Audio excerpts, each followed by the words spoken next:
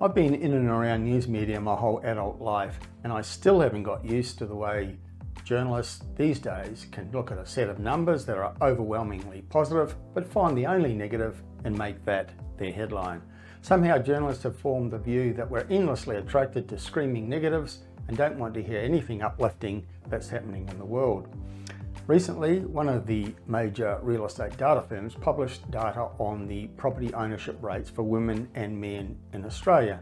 Now, this was topical because there's a lot of focus on ways that females are financially disadvantaged, including with the level of super the average woman has at retirement compared to men. So the findings of this analysis by CoreLogic was a strong and positive story because overall it showed that women are more likely to own real estate than men, only slightly. But that finding would have surprised a lot of people. In some age groups, such as millennials and Gen X, women were significantly ahead of men on property ownership, and with the oldest grouping, baby boomers, it was fairly even. Only with Gen Z, those aged under 30, were males more likely to own property than women. So overall, that was a pretty positive story, right? Well, no, many reporters managed to turn this into a negative by focusing their coverage on the only age group that was less successful for women, which was the Gen Z cohort. Sadly, that is typical.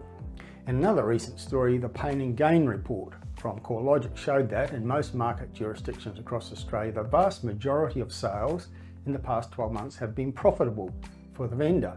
In Brisbane, every suburb had recorded growth for vendors, both for house sales and unit sales, a 100% success story right across the city. It was similar in Adelaide, Perth and Sydney. Close to 100% of suburbs had delivered house price growth and unit price growth for vendors in the past year.